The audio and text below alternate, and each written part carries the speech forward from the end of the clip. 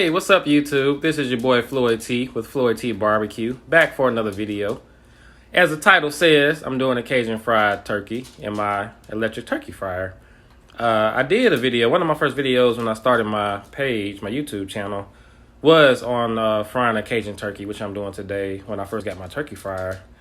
That was a good video, had a few views. So I figured I'd just update it. I'll do another video doing the same thing. Maybe change the title a little bit so I can get some more YouTube views. I don't know how the algorithm works, but I'm going to try it. So this won't be a long video because I'm going to skip some of the steps. I'm just going to pretty much show you the prepared turkey, show you the fryer, you know, show the cooking and show the after. So it'll be a quick video. So let me stop talking. Let's get to it. All right, folks, here is our turkey. It's a 12-pound bird that I got from Food Depot, which is a local grocery store in the Metro Atlanta area. They have a lot of them around. 12-pound bird only cost me $6 and some change. Turkeys were pretty cheap this year. So what I did first was I rinsed it off and then I patted it dry. Well, I let it thaw out first in the fridge for 3 days. Then I took it out. Then did the steps I just told you about. And then what I did, the first thing I did was I injected the turkey with the Creole butter injection that Zatarain's makes. It's kind of like the Tony's Chachere's. Those are the two pretty much main ones that people use. So I injected the bird in the breast, the legs, even threw some in the wings and on the backside. And once I did that, and I know the bird looks weird, I'll explain why now. And that's because I made a butter mixture. I softened up some butter, probably about maybe 4 tablespoons of butter, and then I added some garlic powder to it, and some Italian seasoning, mixed that up. And I took that and I rubbed it under the skin. You can kind of see it right there. So I rubbed the butter under the skin, lifted the skin up. So we got some pull back. Hopefully I can pull it back up a little bit. If not, I'm fine with this. And then I took the rest of the butter and I rubbed it around the whole turkey. So that's kind of what those caked up things are, is just butter. And it's actually gonna act as a binder. And then what I did from there, I just kept it simple. Since I'm doing a Creole bird, or Cajun bird, I just used this Zatarain's Creole seasoning, and that was it. I didn't do a bunch of garlic powder, onion powder, all that stuff. This is enough. So I seasoned the whole bird with that, and also the inside of the cavity as well. And normally what I usually do is I just put another sprinkling on now. I may just do a little sprinkle, but you know, I need to watch my sodium. So I'm pretty sure the bird marinated overnight. So I'm sure the seasoning is in there. I may hit it off with a little bit more, I may not. I'll decide. But that's pretty much it. I prepared it, and then put it in the fridge. I wrapped it up in some saran wrap, foil, and put it in a trash bag to avoid leakage, and just put it in my crisper in my fridge overnight. So it's about 24 hours later now, and the bird is ready. So I'm going to prepare my fryer, and then I'll show it to you. And just to show you another thing, well, first, just like a blouse, I was able to pull the skin up a little bit. Hide that cleavage. But yeah, I'll try to pull it up a little bit, so that's good. I'll take that. Now, when the bird, usually when you buy a turkey, it comes with the, you know, the turkey neck and, you know, the giblets on the inside. I think it's the kidney, the heart, gizzard. So I have mine right here. And it's in this bag. I seasoned this pretty much with the Creole seasoning that I use on the turkey. And I let that marinate overnight as well. Now, a lot of people don't use this, but it's pretty cool because once I fry the turkey, this one was probably fried about an hour. Once I fry the turkey and I take it out, while the turkey's actually resting and cooling off, I drop those into the fryer. And they fry out pretty quick, about 7 to 10 minutes. And it's pretty much like a snack. So, you know, if you're not ready to eat the whole turkey yet, you can just snack on these. And they're pretty good too, actually. You know, I like those parts. Organ meat is good for you too. And that turkey neck is outstanding when it's fried. So anyway, this is what we have. Let me go ahead and get the fryer ready so I can show it to you. All right, guys, I am out here with my turkey fryer, and it is a lovely, lovely late November day in Atlanta. It's about 63 degrees. Don't need a coat. I could probably wear shorts really, but I'm wearing sweatpants, and I'm sitting down to make this a little bit easier. So here's my turkey fryer. This is a Farberware turkey fryer. I picked it up from Walmart about a little over 4 years ago, and only paid $29.99 for it. It's about $30, and it's been working like a champ every year. So here we go. I cleaned it. I wiped it off a little bit. There's a fly on it. I wiped it off a little bit. Well, actually, I cleaned it with some Windex on the outside. Wiped it down, and also cleaned the inside. Now this it says Farberware, but it's pretty much made like the Masterbuilts and Butterballs. I don't know if they're all made by the same company, but they all kind of look the same. They have this control thing that slides up and down, and it latches on. Let me make sure I have it on right. Let's do this. There we go. It latches on. The heating element comes off of that into the reservoir, whatever you call this thing that the oil sits in. And there's a temperature gauge, which I pretty much just turned it all the way up to 400 when I fry my turkeys. Yeah, I think they're all kind of made by the same people. You guys can comment and let me know if Masterbuilt makes all of these. And here's my basket. I bought some newspaper out, just some ads that came in the mail. They work great for this. So one thing I recommend is always clean your turkey fryer before and after you use it. So I cleaned it last time I used it, which probably might have been maybe 2 years ago. And then I just cleaned it now again because, of course, it's been in my garage for 2 years. And, you know, sometimes little bugs and things might wander around. So make sure you clean it. So I cleaned it good. And here we are. So here's the basket. And what I did with my basket was I cleaned that as well. And then I sprayed it down with some canola oil just to keep the oil from sticking to keep the turkey from sticking to the basket. And here's the handle that you use, and this is the the hook that you use to lift the basket, which I'll show you in a second. So what I'm going to do is pour some oil in here, and one thing I will say is that I think this is actually made for indoor use, but I know a lot of people like me use it outside. It's just more comfortable, and of course the wife doesn't want me to use it in the house anyway, and we don't want the house smelling like turkey grease for 2 days. So that's why we're outside now. So I got 2 gallons of peanut oil right here, Luana. I don't think it really matters what kind you use.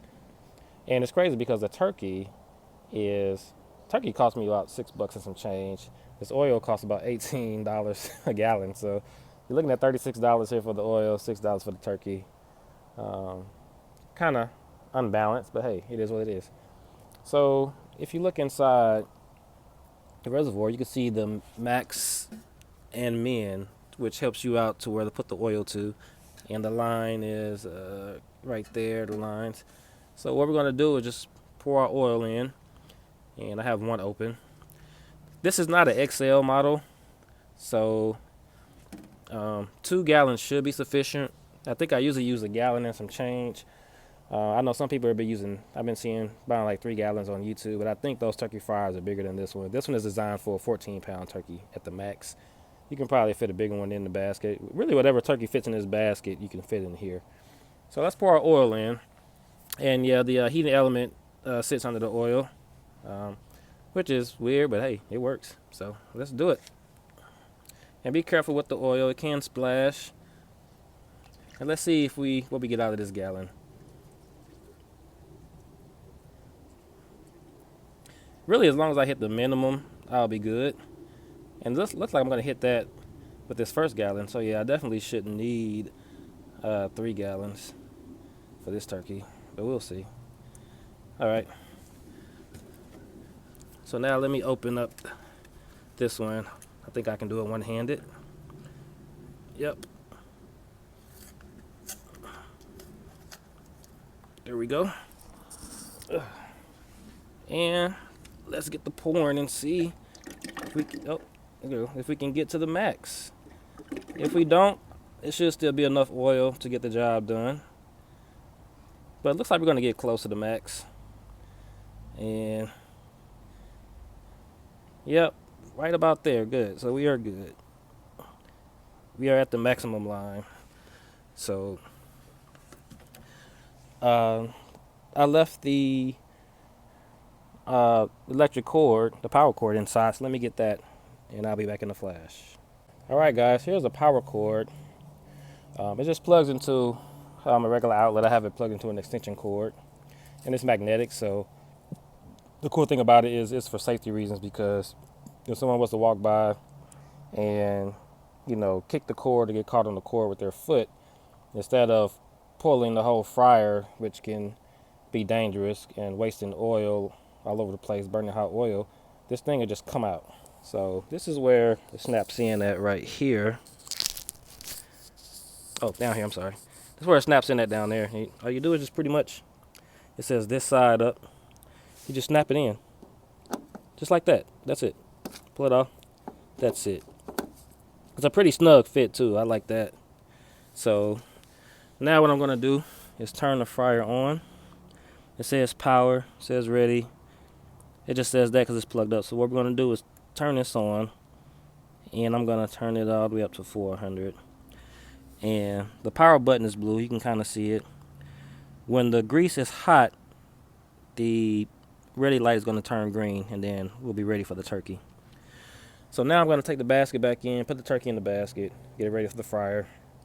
And I'm happy because not only do we have enough oil, also got a little bit left to maybe mix in with some other oil when I fry some chicken. Chicken is the best in peanut oil. Just in case you didn't know that, most of your favorite chicken restaurants, fried chicken restaurants, use peanut oil. That's a little secret of theirs.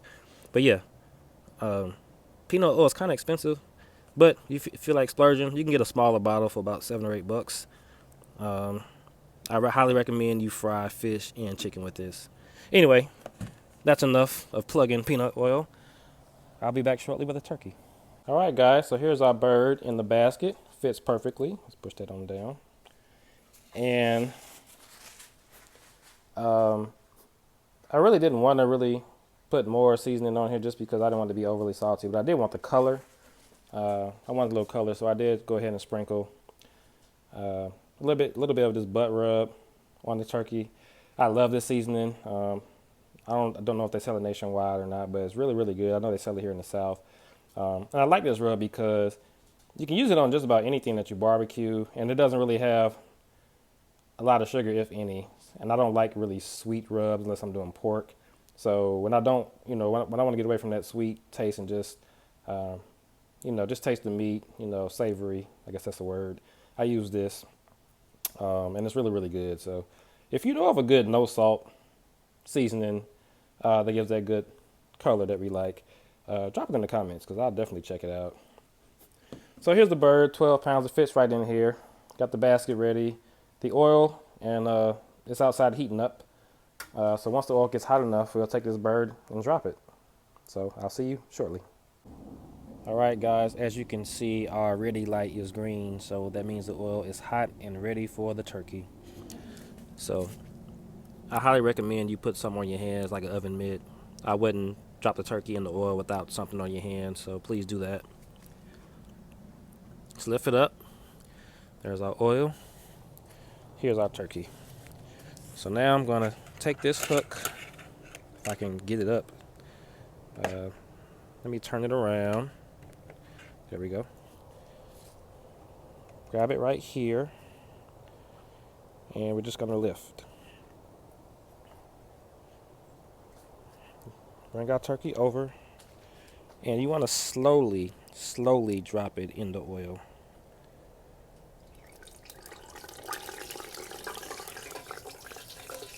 I have long arms, so I can stay up a little higher. Slowly. And there we go. So I'm going to let this fall to the side. And I'm going to let that cook. So now, the recommended time is 4.5 minutes per pound. This is a 12-pound bird, so I did the math. 4.5 minutes equals, 4.5 minutes per pound equals a total of 54 minutes.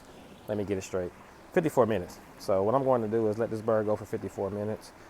And then at the 54-minute mark, I'm going to use my instant read to check the temperature. The leg needs to be around 175 to 180 degrees. And the white meat, the breast, needs to be around 165 to 170 degrees. Those are Butterball's recommendations, so that's what I'm going to do. That's what I always do anyway, but just so you know. So we're gonna let this bird cook, and we'll be back in 54 minutes. All right, guys, we have now reached the 54-minute mark, and let's see if our bird is done. Ooh, looks good. Looks good. So I have my glove on and my hook, and I am going to grab that up, lift up, and then use those two hooks on the side to hook it onto the edge. That allows the turkey to drain. And what I'm going to do right now is get my instant read thermometer and check the temperature of the legs and the breast. So here we are. Hit that up.